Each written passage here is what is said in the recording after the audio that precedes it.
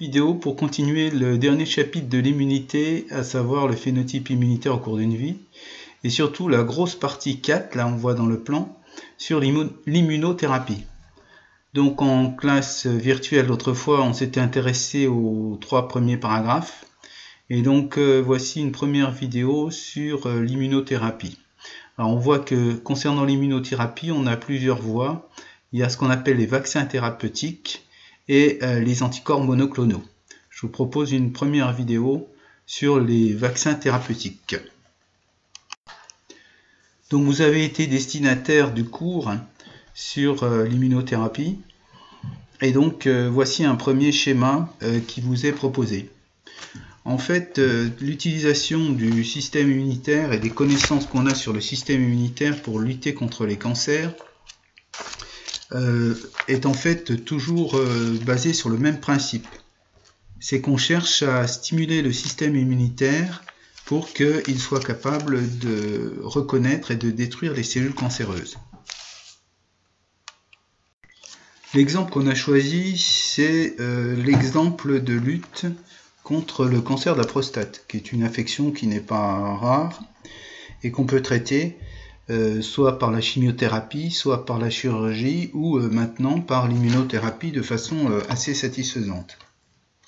Alors le principe est le suivant, c'est que vous voyez qu'une cellule cancéreuse va émettre en surface des antigènes, ici qui sont marqués en rouge, c'est-à-dire des marqueurs qu'elle exprime au niveau de son CMH, donc de sa carte d'identité tissulaire, et ce qui va en fait l'identifier comme une cellule anormale, ce que le système immunitaire est capable de reconnaître.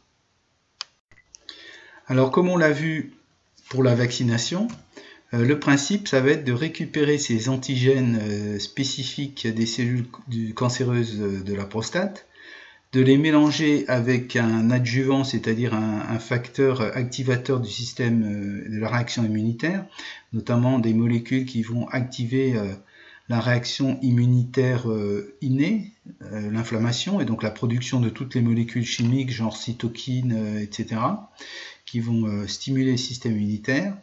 Et donc on injecte chez le patient ce vaccin qui correspond donc à une stimulation du système immunitaire contre les cellules cancéreuses. Ici, c'est pas que c'est un shérif qui a mal mis son étoile, c'est censé être le cancer de la prostate. Et donc, qu'est-ce qui va se passer chez le patient, on l'espère? Vous reconnaissez ici le bilan de l'immunité adaptative. Et donc, quand on injecte des antigènes et des adjuvants, on espère que ça va activer toutes les réactions du système immunitaire, aussi bien innées que adaptatives. En l'occurrence, surtout ici, c'est-à-dire que vous avez des cellules présentatrices d'antigènes qui vont phagocyter, avaler les antigènes et les présenter au cœur du CMH aux lymphocytes T, T4 et T8, avec évidemment pour résultat l'activation des lymphocytes T4, comme on le sait, qui vont produire une très grande quantité d'interleukines, les interleukines 2 qui sont des molécules stimulatrices de tout le système immunitaire, et puis surtout la différenciation des lymphocytes T8 en lymphocytes T cytotoxiques qui vont réaliser le fameux baiser de la mort, c'est-à-dire détruire les cellules, en l'occurrence les cellules du cancer de la prostate, qui présentent, comme on vient de le voir, l'antigène au cœur de leur CMH, qui va être reconnu par le récepteur T du lymphocyte spécifique, qui va produire des perforines, des molécules qui vont détruire la cellule cancéreuse. On aura aussi une activation des lymphocytes B, donc qui vont reconnaître l'antigène du cancer de la prostate, lymphocyte B spécifique à cet antigène, qui vont différencier en plasmocytes, qui vont produire des anticorps circulants, alors qui ne vont pas neutraliser les cellules en complexe humain, mais qui, en se fixant dessus, peuvent empêcher leur multiplication ou éventuellement empêcher la vascularisation du cancer et donc le développement des métastases. La deuxième voie des vaccinations thérapeutiques, c'est, on vous dit, la voie des cellules dendritiques. Donc on part exactement du même point de départ, c'est-à-dire la cellule de prostate cancéreuse qui exprime ses antigènes au cœur de son CMH. On récupère les antigènes de la caractéristique des cellules cancéreuses de la prostate, que l'on va faire avaler, intégrer par une cellule dendritique du malade. C'est-à-dire qu'on va récupérer des cellules dendritiques du malade, et in vitro, c'est-à-dire à l'extérieur de son corps, on va fabriquer plein de cellules dendritiques qui vont bien sûr exprimer l'antigène du cancer au cœur du CMH.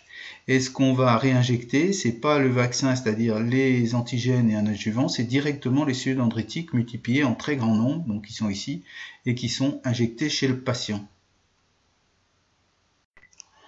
Donc si on revient sur notre bilan de la réaction immunitaire adaptative, en fait on est ici, c'est-à-dire qu'on va directement injecter aux patients des CPA qui sont prêtes en très grand nombre à présenter l'antigène du cancer aux lymphocytes T, T4 et T8.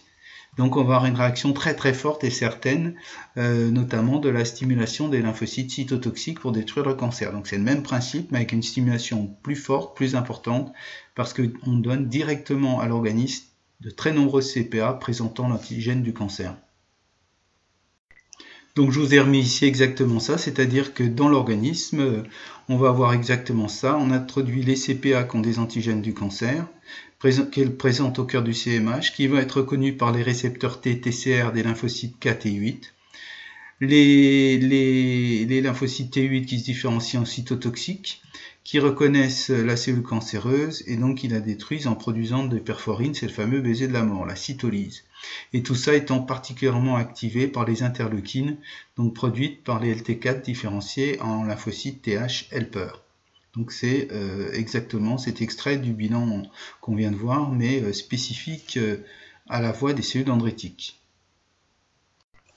Enfin, pour terminer cette première vidéo sur la vaccination thérapeutique, nous avons la troisième voie, dans votre cours page 2, la voie de la double stimulation. Encore une fois, c'est exactement le même effet qui est recherché, sauf que là, on essaye de stimuler encore plus fort le système immunitaire. Donc comment on fait? On prend une cellule cancéreuse, donc un prélèvement, qui présente des antigènes. On congèle la cellule cancéreuse, ça a pour effet qu'elle devient inactivée, c'est-à-dire qu'elle ne va pas déclencher de cancer. Par contre, elle présente toujours en surface des antigènes caractéristiques.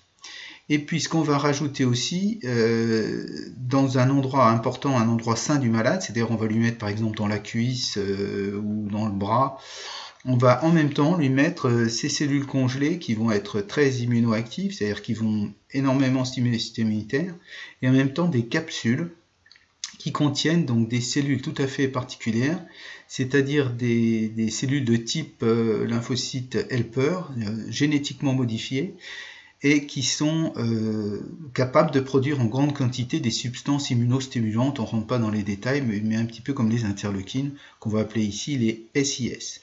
Donc on met en même temps, au même endroit dans l'organisme, les cellules cancéreuses congelées inactivées, et ces capsules qui vont produire des substances immunostimulantes.